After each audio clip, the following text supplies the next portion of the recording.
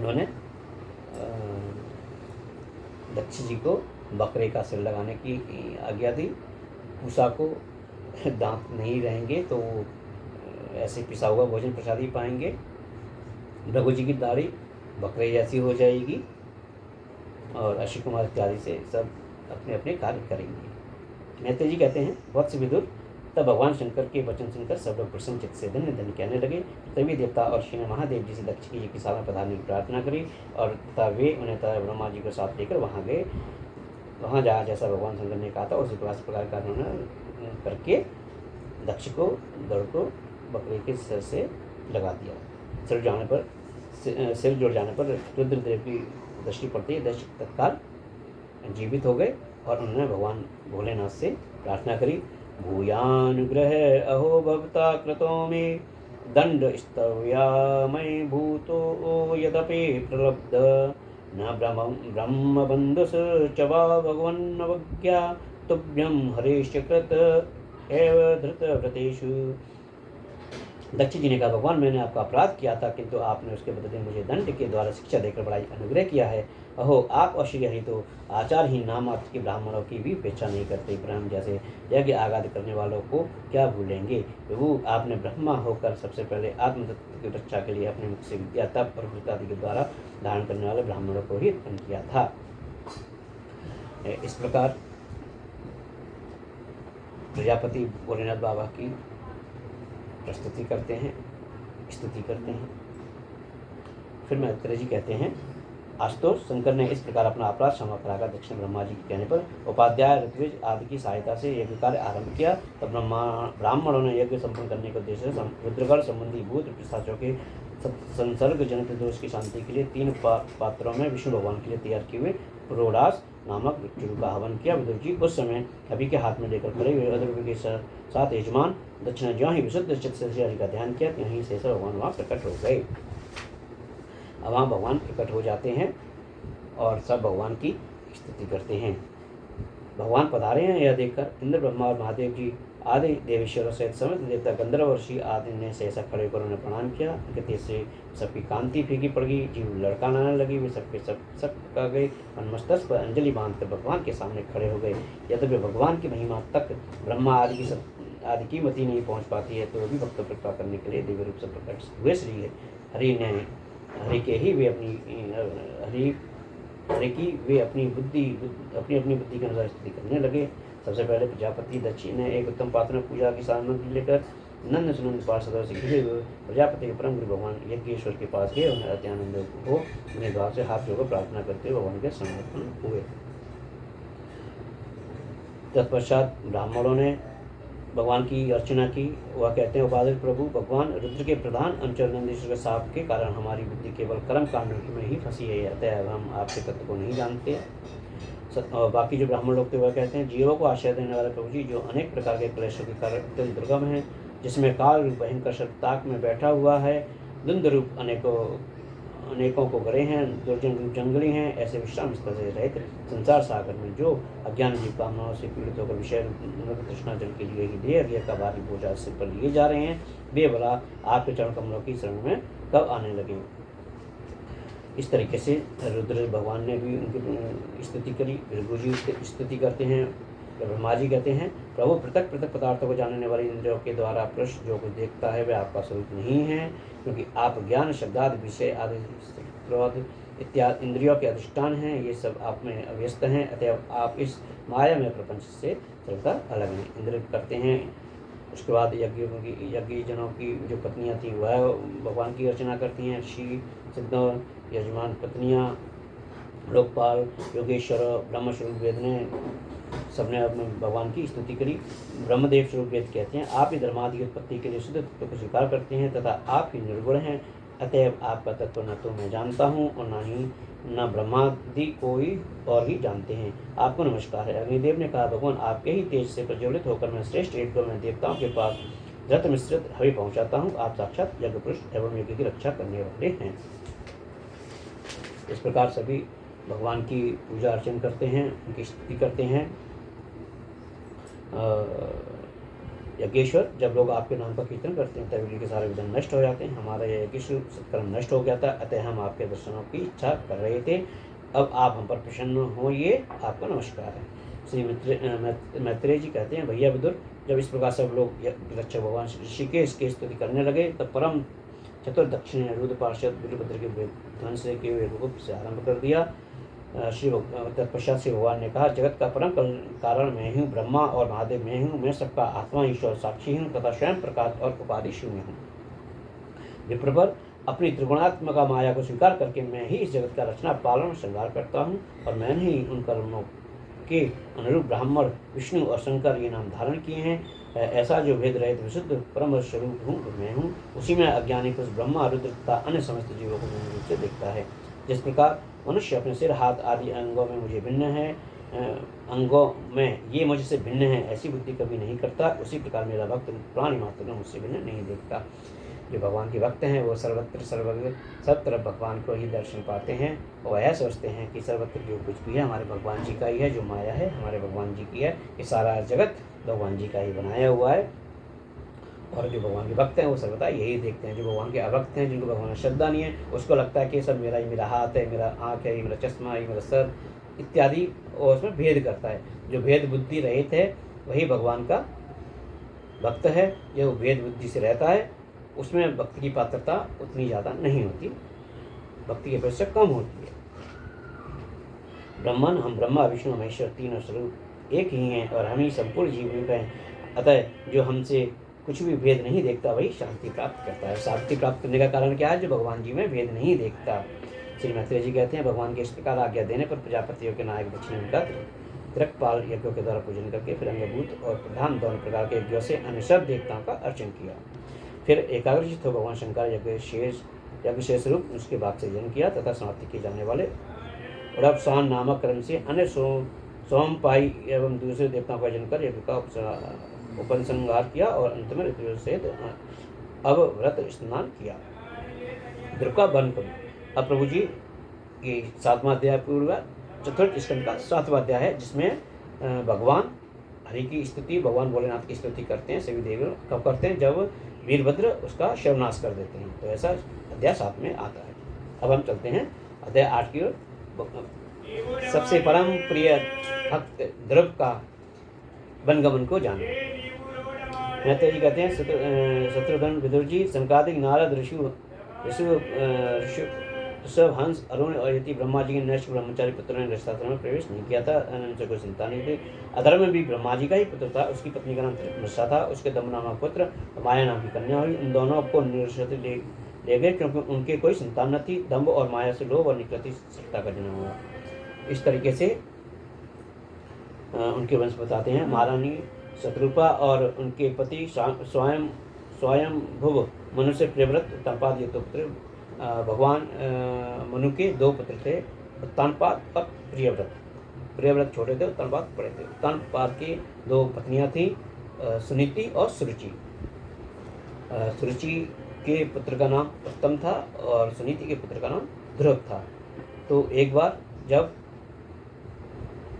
ध्रुव के मन में अपने पिता यानी राजा उत्तानपाद के पास जाने की इच्छा हुई और उनका मन हुआ कि मैं अपने पिता की गोद में बैठूं, तो राजा उत्तानपाद सभा में बैठे हुए थे, वहीं सुरुचि भी बैठी हुई थी। ज्यों ही ध्रुव जी ने उत्तानपाद जी के गोद में बैठने की कोशिश की, प्रयास किया, त्यों ही सुरुचि ने उनको हाथ झड़क के खींच लिया।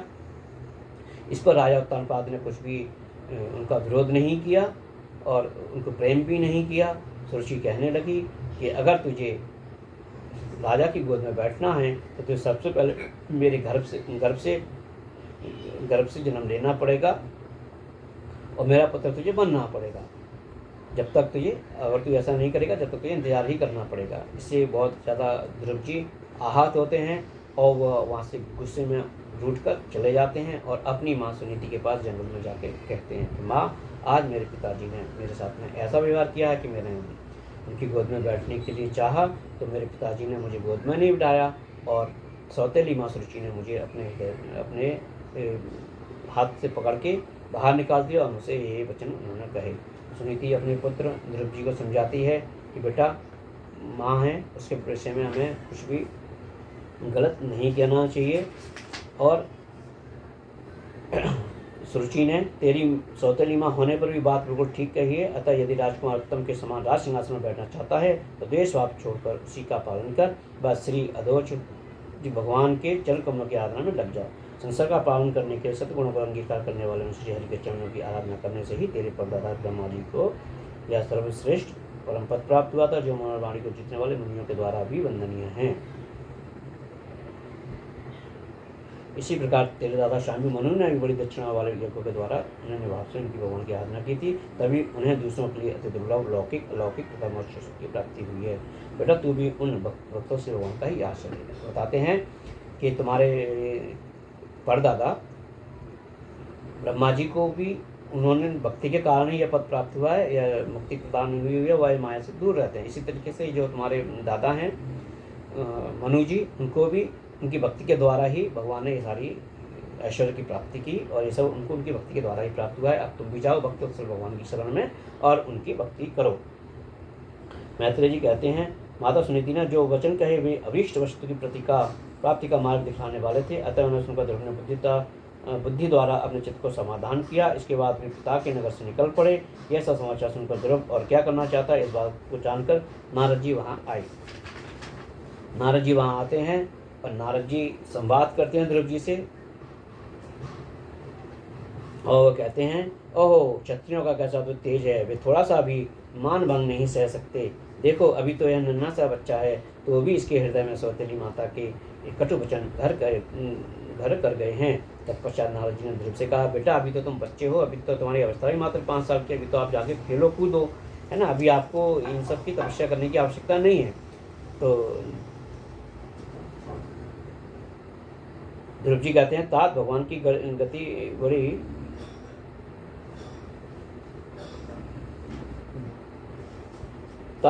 गति बड़ी विचित्र है, इसलिए उस पर विचार करके विद्वान पुरुष को चाहिए कि देव वस्तु जैसी परिस्थिति का सामना करना पड़े उसी में संतुष्ट रहे।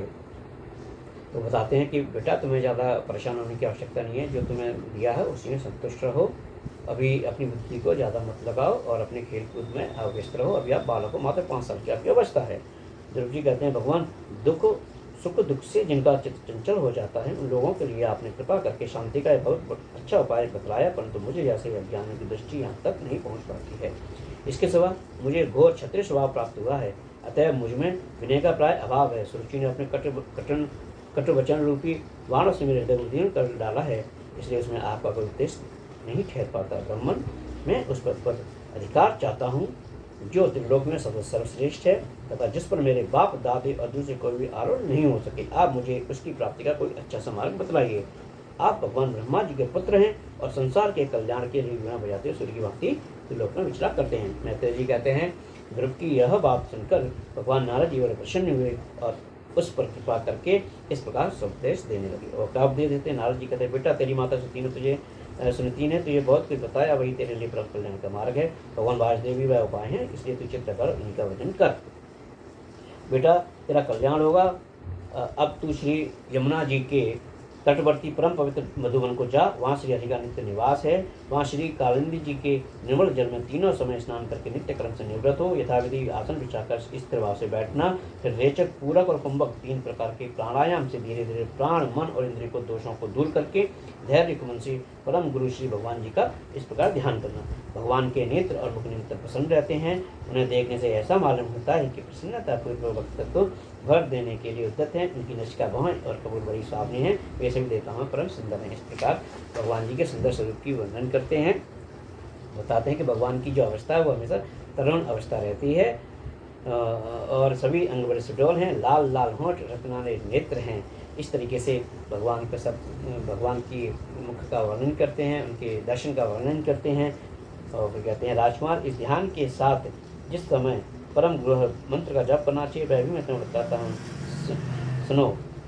इनका 7 रात इसका जो ये मंत्र नारद जी देते हैं, वो कहते हैं इसका अगर आप 7 रात में इनका जप करोगे तो आपको मनचाही इच्छा और सिद्धि मिल जाएगी।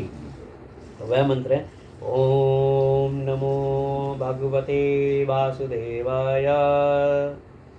तो ओम नमो भगवते वासुदेवाय कहा ये जाता है कि यह जो मंत्र है ओम नमो भगवते वासुदेवाय, यह सतयुग का मंत्र है।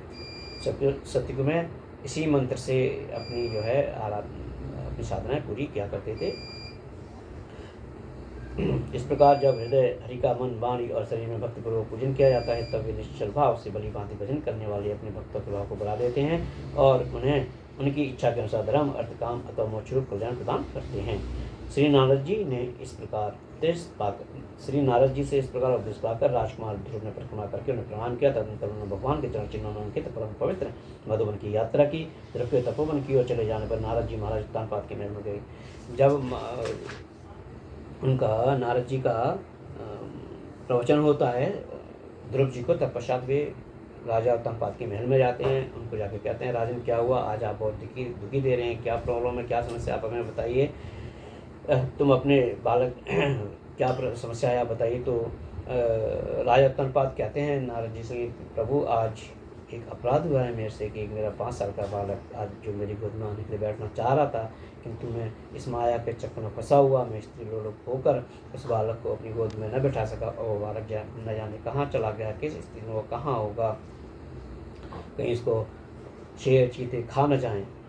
इस प्रकार नारद जी से प्रार्थना करते हैं उत्तानपाद राजा। तो नारद जी कहते हैं, राजन तुम अपने बालक की चिंता मत करो, उसके रक्षक भगवान है, तुम्हें उसके प्रभाव का पता नहीं है, उसका यश सारे जगत में फैल रहा है। फिर मैत्रेय जी कहते हैं, देव ऋषि नारद जी की बात नहीं कर महाराज उत्तानपाद कुछ राजपाट की ओर से उदासीन होकर निरंतर पुत्र की ही चिंता में लगे रहेंगे। जब उनको पता लगा कि ध्रुव जी जो है तपस्या के लिए गए हैं, तो उन्होंने सारा राजपाट छोड़ दिया और वे उनके आने की प्रतीक्षा करने लगे।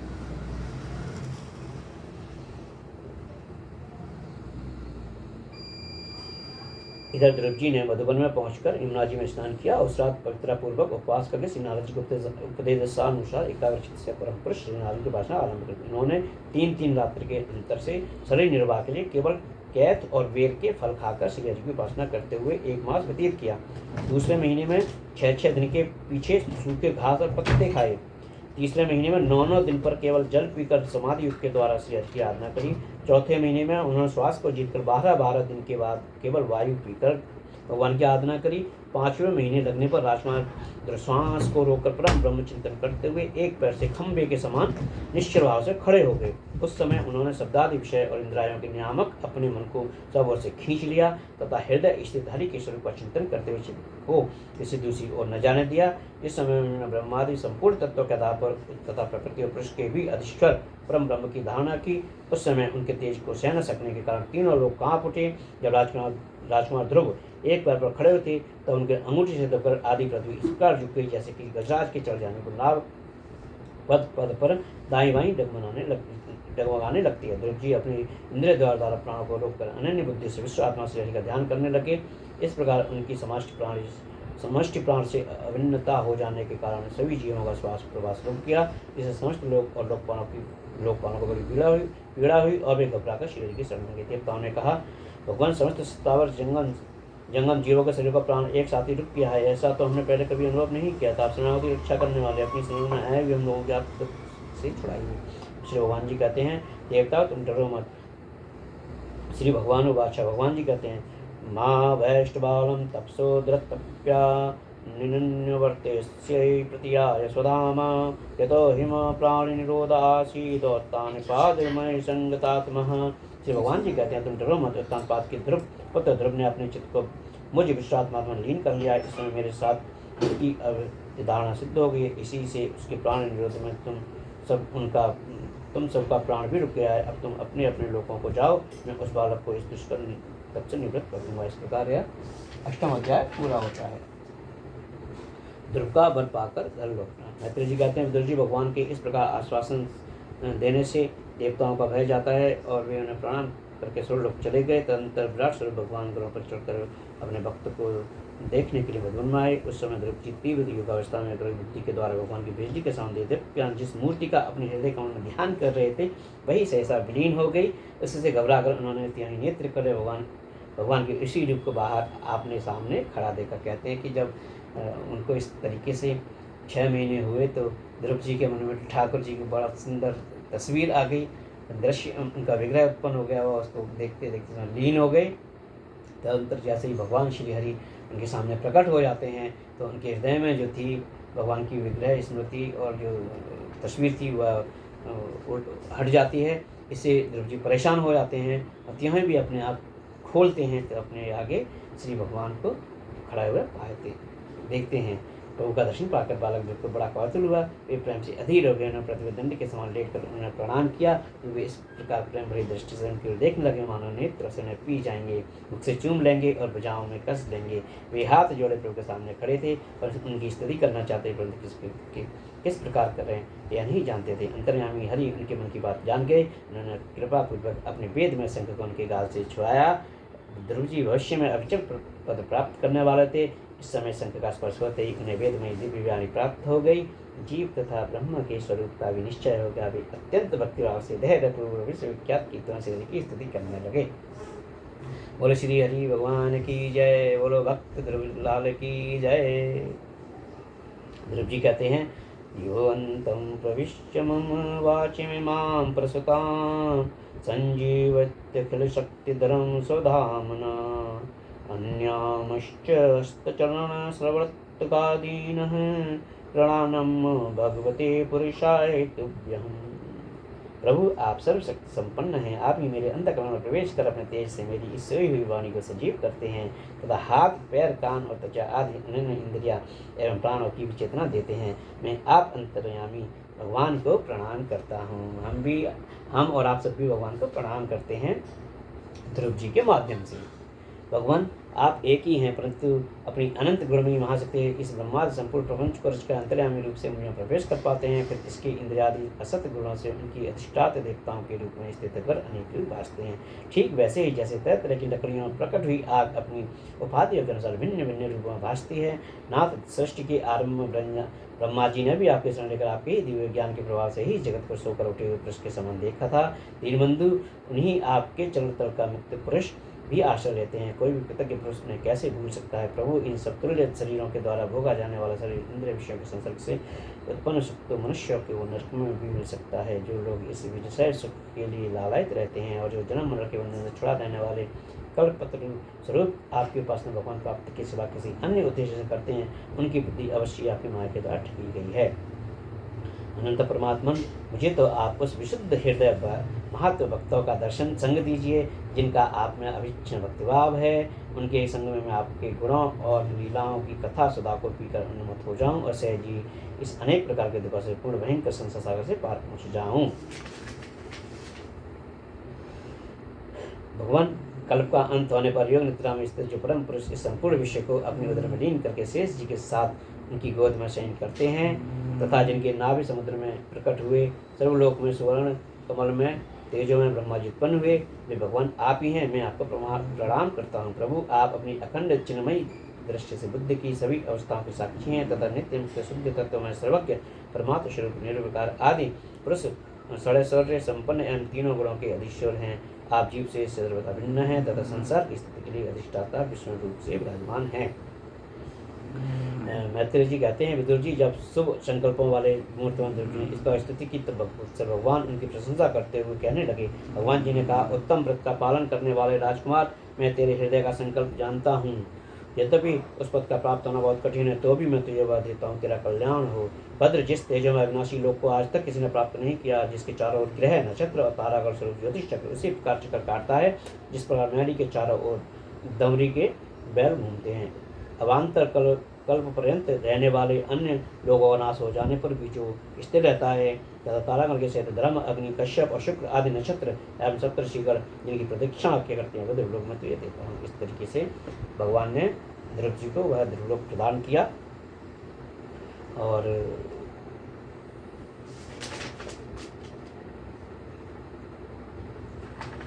तो इस तरीके से आज हम अपना चतुर्थ स्कंद का ये 9वां अध्याय पूर्ण करते हैं। आज इस तरीके से ध्रुव जी को भगवान ने ध्रुवलोक को प्रदान किया। ध्रुवलोक की प्राप्ति ध्रुव जी को हो जाती है। इससे भी ध्रुव जी को जब संतुष्टि नहीं होती है तो उनको बड़ा दुख होता है। वे कहते हैं कि हाय मैं कितना पापी हूँ, मेरे सामने भगवान खड़े हुए थे और मैंने भगवान से मांगा भी, तो क्या मांगा, केवल अपना राजपाट मांगा, त्रिलोक मांगा। मुझे मन में पीड़ा थी कि मैं अपनी माँ के कटु वचनों से पीड़ित था, इसलिए मैं भगवान से मुक्ति नहीं मांग सका, भक्ति नहीं मांग सका।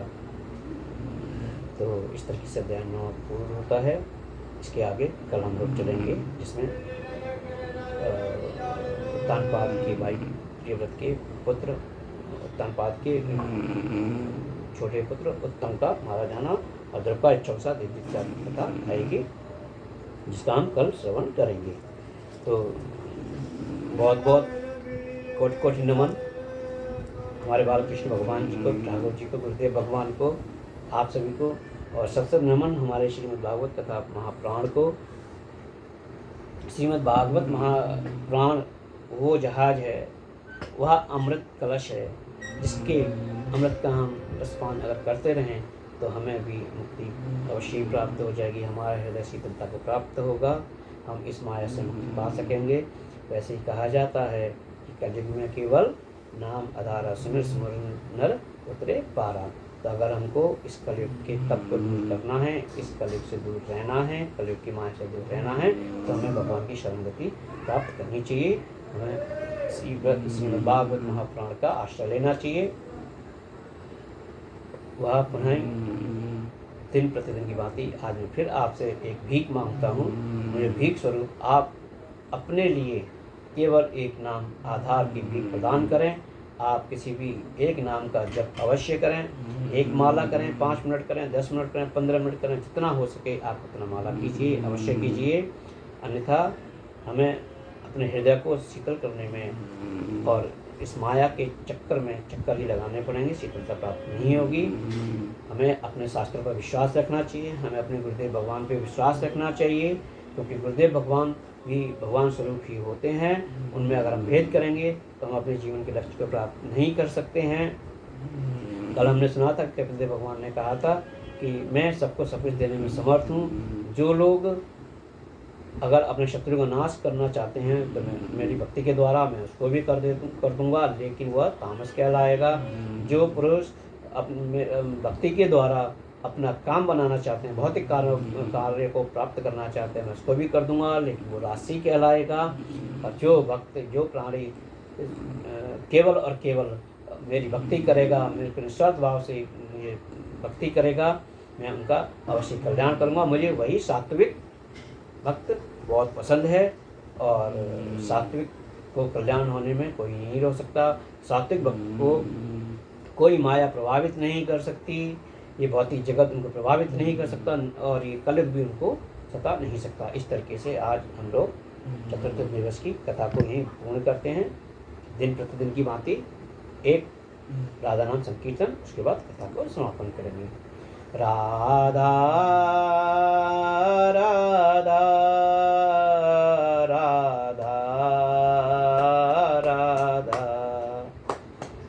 राधा राधा राधा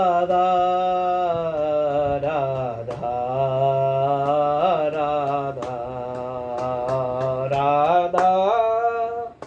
राधा राधा राधा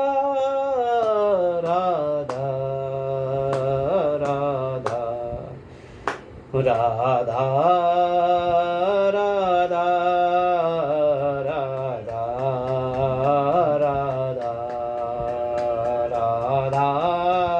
राधा राधा राधा राधा राधा मेरी स्वामिनी और मैं राधा को दास, जन्म जन्म में मोहे दीजियो श्री चरण को वासे राधा जू, श्री चरण को वासे राधा जू, बरसाने को वास प्यारी जू, वृंदावन को वास राधा राधा राधा राधा